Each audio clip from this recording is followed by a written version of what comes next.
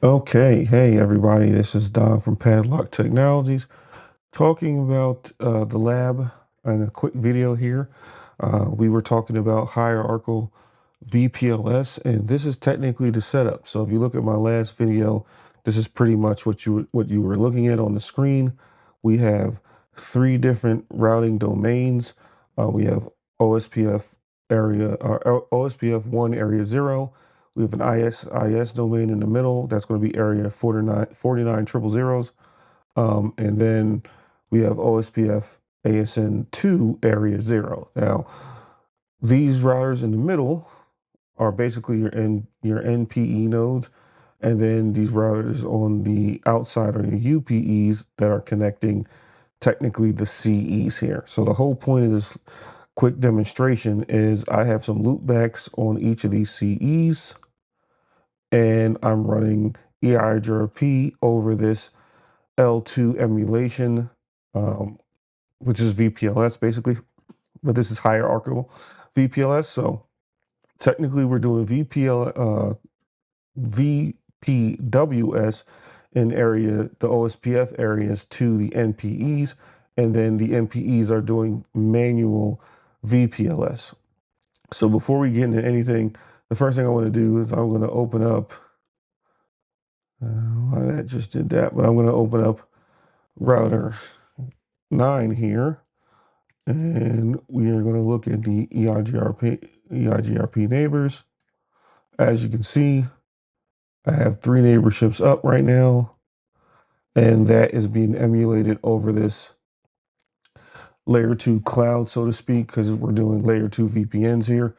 Still MPLS, but it's layer 2 VPNs. If I look at the routing table for EIGRP, we're going to see the loopbacks for all of these.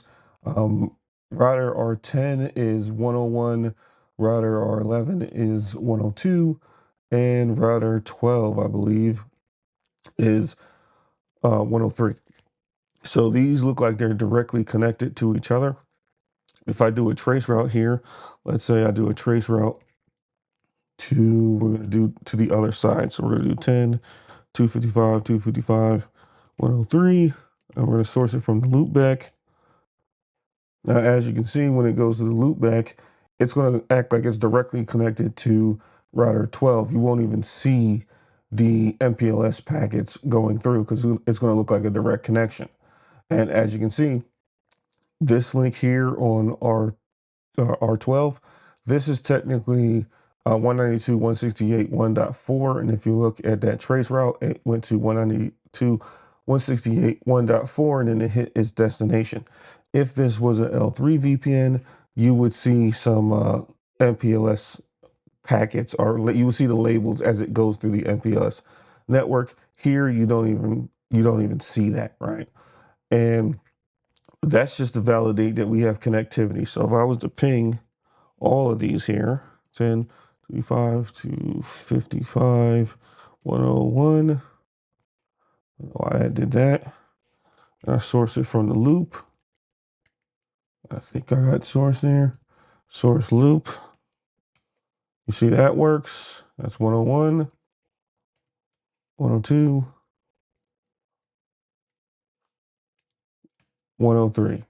So now that validates that I have reachability through the MPLS core, which is using hierarchical VPLS to do this. So that validates that. Now let's look at it from the PE and NPE side, right? The UPE and the NPE side. So from the UPE side, I'll just use UPE1. Now, UPE1, let's expand this out just a tad bit. I think I just lost my terminal there. So from UPE1, what we want to do is let's expand this just a tad bit so you guys can see it. So we look at if you do the show L2 VPN XConnect, or actually we don't do that here. We'll just do show XConnect. So XConnect, we can do all detail. So we do show XConnect all detail. Now, what you would notice here is I have 2. Since I have 2 NPEs, I'm doing this thing called a group, right? So one's going to be in basically going to be active standby. So it's based on priority. So the lower the priority takes over, right? The one with the lowest priority is the active. The one with the higher priority is the standby. And as you can tell, you can see here that my first connection or my first X connect or pseudo wire is going to MPE3. That is up. This is the local label. My local label for this route is our local VC label is 102, and the remote label is 307. So when I get stuff, I'm going to send this local uh, VC label 102 to PE3, and then PE3 is going to send a remote label of 307 to me. And then same thing with the other one. Now you can tell this is standby because it says SB, so that stands for standby, and is inactive because you see the IA sign here, right, for the status for that X connection or pseudo wire. Same thing, local VC label is 103, and then the remote label that I'm getting from, I think this is PE4 here. Let me just look up. PE4 is going to be 409, and the reason why I know that is because I made these labels. I actually configured these labels to be a specific label range. Now, from a troubleshooting standpoint, it's better to give each label a range so that you know if there's a problem in your network. If it gets to a certain router and you don't see the swap, and I'm assuming we're talking about P routers, I'm not talking about the penultimate hop router, which is right before, or the egress and ingress, but we're mainly worried about the P routers and the penultimate hop popping router, which is PHP router, on the router right before the ingress PE. Um, what we want to do is you want to label those ranges, or you want to give those routers a range. So if something should happen, you know, hey, well, router 10 has this range, and I've seen it go all the way up to that router, and then something happened. So you can also do some other things like enable OAM, which is a troubleshooting thing for control plane and data plane for MPLS. You can do that as well to see if something goes wrong there. So now what you will notice though is these specific pseudo wires are point to point, right? So there's no bridge domain here, right? The bridge domains are going to exist on the NPEs. And when they're not, or when they're point to point pseudo wires, there's nothing as a split horizon role there because there's only one egress and one ingress, right? Once you get into VPLS, that's when the split horizon rule comes up, and that's why you have to have full mesh, because you're not allowed to technically send the same MAC to pseudo wire mapping back to the router. It has to go everywhere besides the router it came from. And let's examine that now. So let's go to MPE3. So MPE3 is running the same pseudo wire, but we have it in the bridge domain. So what we can do is we can show the bridge domain here.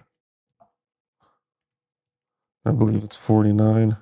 Do I want to do details? No, I'll just do bridge domain 49. All right. So here is where you see the multiple pseudo wire connections, right? Now, when it comes to VPLS, not VPWS, because VPWS does not keep track of MAC addresses. VPLS does, because it has to map the MAC address to pseudo wires. And these are the pseudo wires here. The ones that say HVPLS, that's all the pseudo wires there, right? So here's the VFI, and these are all the manual neighbors that I had to create. And then once you create that and then you tie it to the bridge domain, all this comes up. Without this, it does not come up. So if I was to do show run, let's see, show run section L2 VPN, that is the manual VFI, which is a virtual forwarding instance. This is the manual part for VPLS, the VPLS side. And then the bridge domain,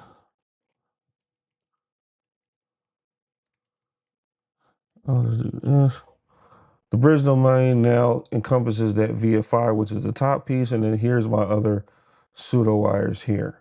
So this is that bridge domain that ties everything together, and this allows, you know, that L2 connectivity to go from one end, which is router 9 and 10, to 11 and 12. I did this on all the other areas. Let's see if there's anything from an X-Connect standpoint that I can give you a little bit more detail on. So here are my X-Connects, all my labels are coming through, the VFI is up, you can see the X-Connects all over the place, getting the local labels. I'm getting some from 1, I'm getting some from 2, I'm also getting some from 4 and 3, I see some from 6 and 5. So these are all these connections up and running.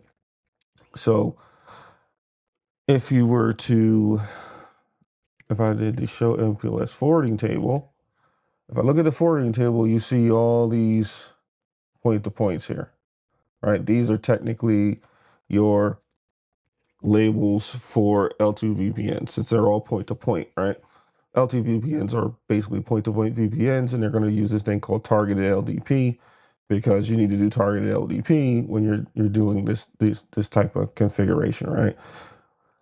So that's it. I mean, that's the lab in a nutshell. I just wanted to give you a brief understanding, and so you see it like physically how this works, because we went through the theory of, you know, L2 VPNs, and this is kind of a more advanced L2 VPN because there is a hierarchy to this. You know, people are mostly used to either VPLS or just normal VPWS.